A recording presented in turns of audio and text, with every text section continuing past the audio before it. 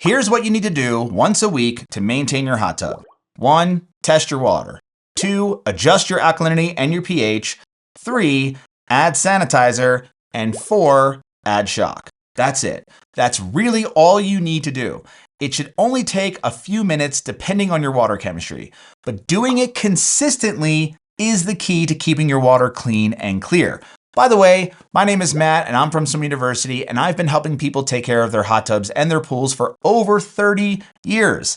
Hot tub maintenance can be easy and stress-free if you know a few basic things about water care. So let's break down each of these steps and learn how to maintain your hot tub in just a few minutes a week. Step number 1 is test your water chemistry. Balanced water chemistry keeps your hot tub sanitized and safe to use. Every time you use your hot tub, you introduce sweat, body oils, cosmetics, and other organic contaminants into the water. This causes your water chemistry to fluctuate, which is why testing your water once a week is so crucial. Test strips are an easy way to get a quick snapshot of your hot tub water chemistry. Just dip it in the water and hold it up to the bottle to see your results. The most important levels to pay attention to each week are total alkalinity, pH, chlorine or bromine, or whichever sanitizer you use. Each level affects the other. So your total alkalinity keeps your pH from fluctuating, and your pH helps your chlorine or bromine work properly in the water. Your pH and sanitizer fluctuate the most after each hot tub use. That's because chlorine and bromine has to work hard to kill the contaminants, and pH changes whenever there's more organic matter from bathers.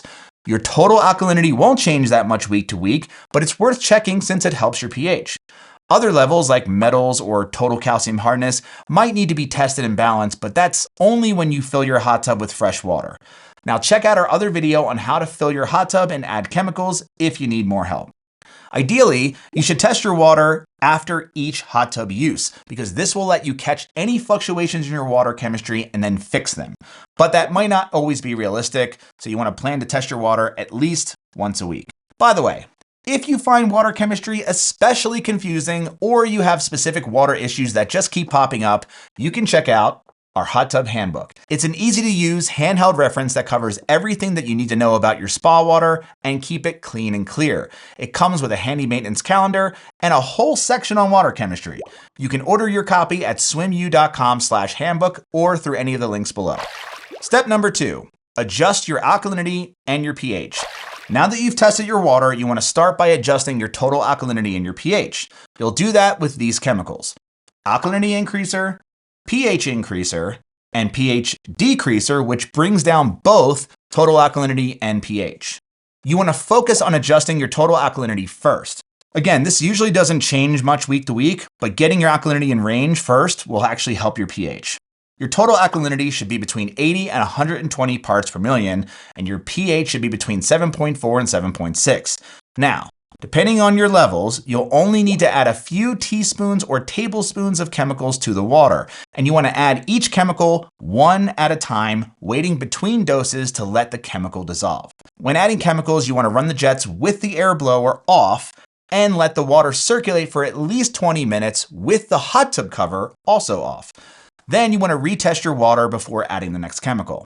Now, if you're having trouble balancing those two levels, you can check out our other videos all on raising or lowering pH. We also have a troubleshooting guide on balancing total alkalinity and pH in the hot tub handbook.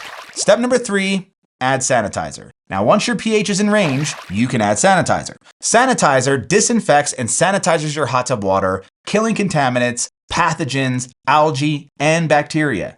The most common choices of sanitizer are chlorine or bromine. Now, bromine is more stable in higher temperatures than chlorine, and it doesn't create that strong chlorine smell. However, it can take longer to start working in the water, and bromine also breaks down when it's exposed to direct sunlight, so you don't want to use it in an uncovered outdoor spa. Chlorine should be between 2 and 4 parts per million, and bromine between 3 and 5 parts per million. If you have an ozonator, a UV system, a mineral system, or an ionizer, you still need to add some sanitizer to the water, although not as much. If you're using chlorine granules, you want to add them directly to the water at least once a week. Because chlorine breaks down quicker in hot water, you may need to add it more than once a week. Start by adding a half a teaspoon of chlorine granules for every 100 gallons of water, and you may need more if your chlorine levels are really low. If you're using bromine, you can add bromine granules to the water at least once a week, or use bromine tablets in a floating dispenser. Now for tablets, you can start by adding 4 to 5 tablets to a floater and then adjust the floater output to release more or less into the water. Step number 4, add shock. You've tested the water, you've fixed your pH and alkalinity, you've added chlorine or bromine.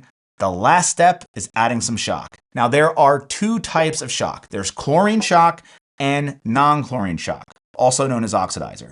Both of these help break down contaminants and break apart any combined chlorine or bromine in the water. This means that your sanitizer won't have to work as hard. So, which shock should you add?